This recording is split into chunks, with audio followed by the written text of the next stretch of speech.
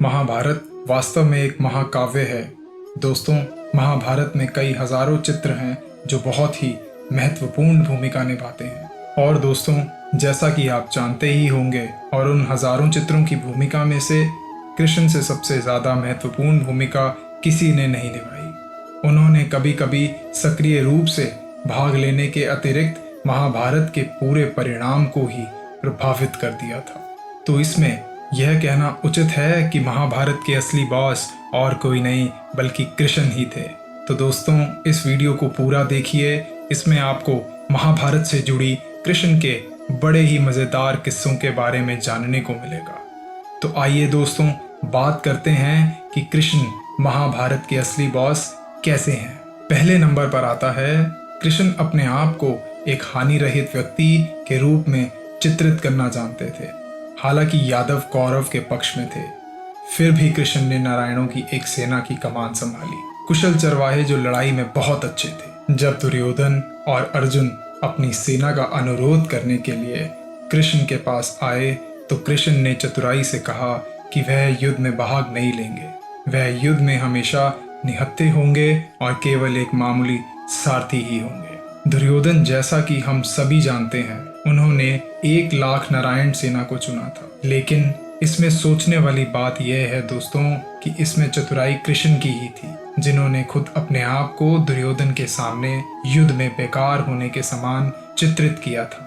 दूसरे नंबर पर आता है, कृष्ण ने अर्जुन को भीष्म के क्रोध से बचाया था। दोस्तों, महाभारत के युद्ध के दौरान मां महिम भीष्म ने दुर्योधन से वादा किया था कि वह अर्जुन और उनके भाइयों को शाम होने से पहले ही मार देंगे। लेकिन कृष्ण यह बात जानते थे कि यदि भीष्म ने उनकी सारी शक्तियों का उपयोग किया तो अर्जुन उनका मुकाबला नहीं कर पाएंगे। और जब अर्जुन और भीष्म के बीच में लड़ाई हुई तब भीष्म अर्जुन को हराने के लिए बहुत करीब आ गए थे। और तब ही कृष्ण को जब यह महसूस हुआ कि अर्जुन की अब जान खतरे में है, तभी अचानक से कृष्ण ने रथ का पहिया उठाया और भीष्म की ओर हमला करने के लिए दौड़े। भीष्म ने अपने धनुष और बाण को नीचे रखा और अर्जुन को बचा लिया।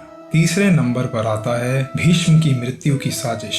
शिखंडी अम्बा का पुनर्जन्म था। जब भीष्म ने शिखंडी को अपनी ओर आते देखा तो भीष्म ने यह जान लिया और अपने हथियार नीचे कर दिए। कृष्ण ने अर्जुन को शिखंडी के पीछे छिपने का निर्देश दिया था और जब भीष्म ने अपनी ढाल को नीचे गिराया तब अर्जुन ने उसे मार डाला। यह एक सीधे साधे सारथी द्वारा रची गई एक बहुत ही चतुर राजनीति थी, जिससे कि साबित होता है कि कृष्ण ही महाभारत को बड़ी चतुराई से रच रहे थे। चौथे नंबर पर आता है, कृष्ण ने घटोत्कच का बलिदान दिया ताकि कर्ण अर्जुन को फिर से ना मार सके, अर्जुन को फिर से बचा सके। सूद पुत्र कर्ण एक उदारवादी और दानवीर योद्धा थे, जिसके चलते वह नित्य क्रम सूर्य भगवान की पूजा अर्चना करते थे। आस्था के प्रति विश्वास रखते हुए कर्ण धर्म के प्रत्येक कर्म कांडों को करते थे। उनकी वीरता के किस्से आज भी विभिन्न पुराणों में विद्यमान हैं। अंगराज का राजा बनने के पश्चात कर्ण सूर्य देव की उपासना के बाद दान किया करते थे। उन्होंने अपनी माता को यह भी वचन दिया कि महायुद्ध के दौरान वे अर्जुन के अतिरिक्त और किसी भी पांडव का वध नहीं करूंगा, जिसके चलते उन्होंने अर्जुन के वध के लिए देवराज इंद्र से इंद्रास्त्र की मांग की थी। कर्ण ने युद्ध के दौरान अर्जुन को मारने का फैसला किया था और यहाँ तक कि इस काम के लिए इंद्रदेव का दिया हुआ इंद्रास्त्र को भी बचाकर रखा हुआ था।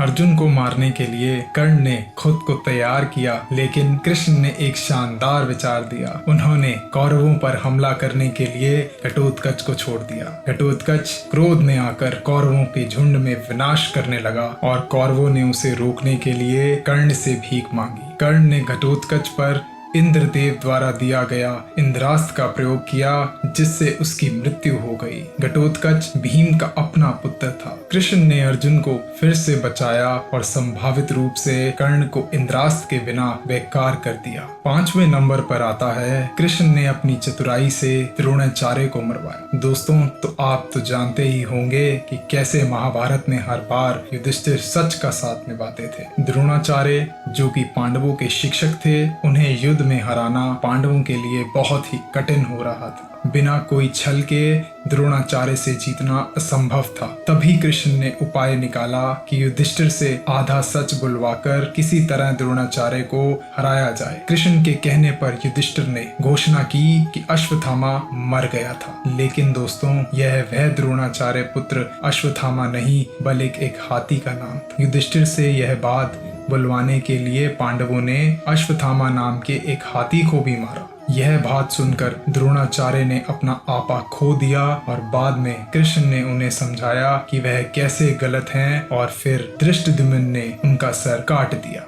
छठे नंबर पर आता है, जब अश्वत्थामा क्रोधित और अपराजित था तो कृष्ण ने उसे भी निष्प्रभावी करने का एक तरीका खोजा। अश्वत्थामा जो पूरे पांडव रेखा को मिटाने की कसम खाता था, एक रात उसने पांडवों के शिविर पर हमला कर दिया। अपने क्रोध के पागलपन में उन्होंने अभिमन्यु की पत्नी उत्तरा की ओर ब्रह्मास्त्र से हमला किया। तभी कृष्ण ने इस भयानक हथियार को रोक दिया और गुस्से में अश्वत्थामा के माथे पर जड़ा हुआ हीरा निकाल दिया, जो कि उनकी शक्ति का स्रोत था। बाद में कृष्णा ने अश्वत्थामा को भयानक श्राप भी दी। दोस्तों, यह बात ध्यान दें कि अश्वत्थामा स्वयं शिव का ही अवतार था और यदि वह क्रोध में होता तो उसे रोका नहीं जा सकता था। सातवें नंबर पर आता है, कृष्ण ने दुर्योधन को नश्वर और कमजोर बना दिया। दोस्तों, गंधारी ने अपने नेत्रहीन होने की शपथ के कारण बहुत शक्ति एकत्रित की थी। हालांकि वह देख सकती थी। उन्होंने अपनी सारी शक्तियों को दुर्योधन में डालने का फैसला किया।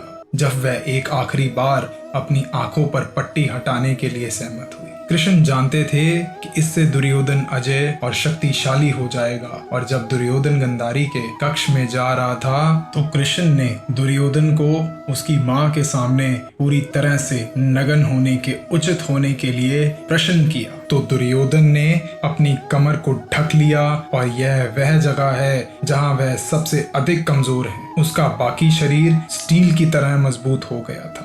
आठवें नंबर पर आता है, कृष्ण ने पांडवों और सिंहासन के बीच खड़े अंतिम व्यक्ति की हार की व्यवस्था की। अंत में केवल दुर्योधन बच गया था और जब भीम और दुर्योधन ने युद्ध किया तो बलराम ने भी देखा, क्योंकि उन्होंने ही सभी को गदा लड़ने की कला सिखाई थी। काफी देर तक युद्ध चला। दुर्योधन एक बेहतरीन सेनानी और सामने थे थके हुए भीम। जब कृष्ण ने भीम को शपथ दिलाने के लिए उनकी जांग पर थपथपी मारी तो भीम को याद आ गया कि उन्होंने शपथ ली थी कि वह दुर्योधन की जांग को तोड़ेंगे और उसका खून पिएंगे। दोस्तों, जैसा कि आप जानते ही हैं कि अब दुर्योधन का सबसे कमजोर हिस्सा उसकी जांग ही थी। भीम ने युद्ध के नियमों को तोड़ दिया और दुर्योधन को मार डाला। आखिरी और 9वें नंबर पर आता है, युद्ध के बाद कृष्णा ने धृतराष्ट्र के गुस्से को महसूस किया और भीम की एक लोहे की मूर्ति का इस्तेमाल किया। धृतराष्ट्र को व्यास ने वरदान दिया था कि उनके पास 1000 हाथियों का बल होगा। जब पांडव अपना आशीर्वाद लेने के लिए धृतराष्ट्र के पास गए तो भीम को गले लगाने से ठीक पहले धृतराष्ट्र गुस्से से भरपूर हो गए। दुर्योधन उनका प्रिय पुत्र था। कृष्णा को वरदान के बारे में पता था